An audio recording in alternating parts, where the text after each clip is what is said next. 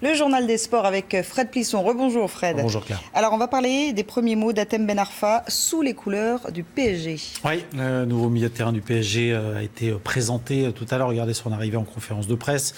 Il a succédé à son nouvel entraîneur, l'Espagnol Unai Emery. 2 années de contrat pour celui qui, avec Nice, regardez ce beau costume, a marqué à 17 reprises en Ligue 1 la saison dernière. Juste petite séquence. Question posée à Hatem Ben Arfa en préambule. A priori, un journaliste ami. Écoutez-le. Depuis que tu as commencé en Ligue 1, on ne cesse de dire et d'entendre qu'avec ce que tu as dans les pieds, avec ton talent, tu peux faire partie des 5, voire plus meilleurs joueurs du monde. Là, tu te retrouves dans ce club, le PSG, avec un effectif extraordinaire. Est-ce que tu penses que cette équipe, ce club, peuvent justement t'aider à passer ce palier et rejoindre le clan des 3, 5 meilleurs joueurs du monde, comme on te le promettait depuis longtemps? Oui, bien sûr.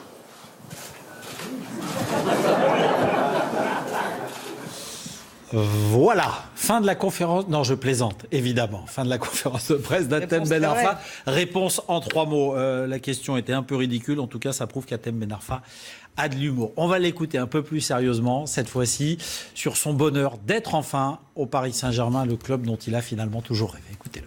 C'est que du bonheur. Il y a un an, j'étais au chômage. Donc aujourd'hui, je me retrouve dans un des meilleurs clubs du monde. Donc pour moi, c'est que du bonheur, du plaisir. Donc c'est une fierté et je savoure et c'est une récompense de tout ce que j'ai vécu. Après la route est encore longue, mais je suis déjà content de ce qui se passe en ce moment. Voilà. Bon, on présentera les images, parce qu'actuellement, vous savez, il y a les photos avec le maillot, le ballon au Parc des Princes. On écoutera également l'entraîneur espagnol. On reparlera également de tout ça, également dans 20h Foot ce soir. Bien évidemment. Alors, les Bleus se préparent à affronter l'Allemagne jeudi en demi-finale de l'Euro. Ouais, enfin un choc, effectivement. Ce sera à Marseille, au Vélodrome, à partir de 21h, au lendemain de cette belle qualification face à l'Islande. Hier soir, au Stade de France, c'est Olivier Giroud qui était convoqué devant la presse. Didier Deschamps fait toujours bien les choses. Double buteur hier face à nos amis islandais. On va faire le point, évidemment, sur l'actu des Bleus aujourd'hui, qui seront tout à l'heure à 17h à l'entraînement. On vivra ça sur iTélé. Et le point sur la conférence de presse de Giroud avec Olivier Le Foll. Il est là.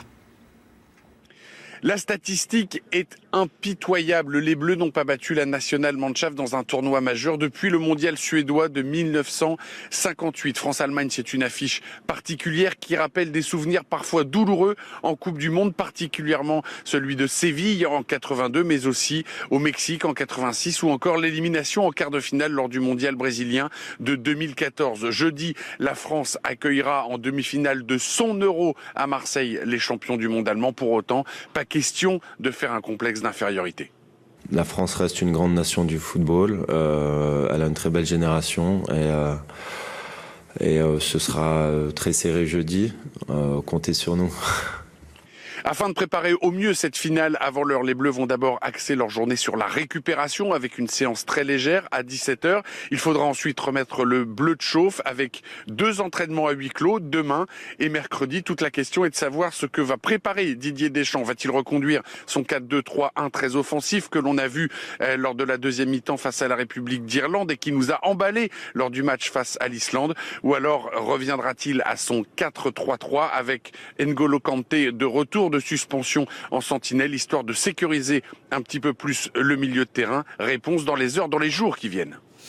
Merci Olivier Le Foll. Jean-Laurent Costantini à Clairefontaine pour iTélé. Entraînement tout à l'heure, on l'a dit, à 17h. On va écouter quelques instants Olivier Giroud, adoubé par le public français, notamment après le doublé d'hier soir en quart de finale face à l'Islande. Lui qui, sur les matchs de préparation, avait été sifflé par ses propres supporters. Écoutez-le.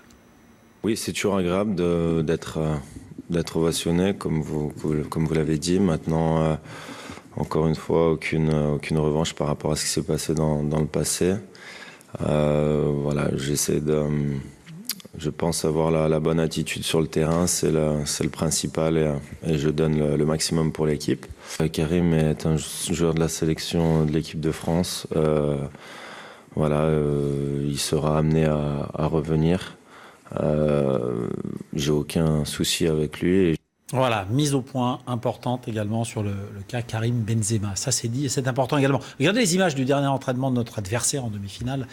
Les Allemands que nous n'avons jamais joué en phase finale de l'Euro et pourtant en Coupe du Monde. Hein, les défaites en demi en 82, 86 et ce quart perdu il y a 2 ans avec la tête d'Hummels. C'était la Coupe du Monde au Brésil. Hummels d'ailleurs qui sera suspendu. C'est un problème pour la défense allemande, privée également de Mario Gomez, blessé contre l'Italie, blessé également contre l'Italie.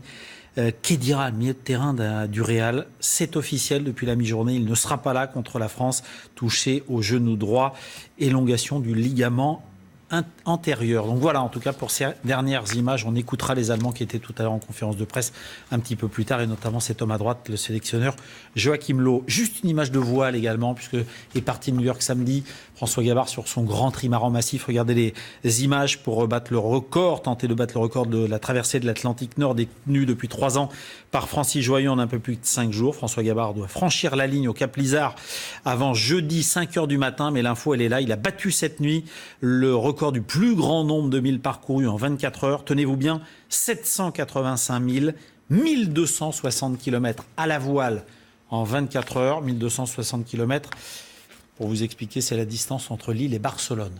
Imaginez la performance. Chapeau à lui en tout cas. Chapeau. Merci beaucoup Fred, c'était le Journal des Sports.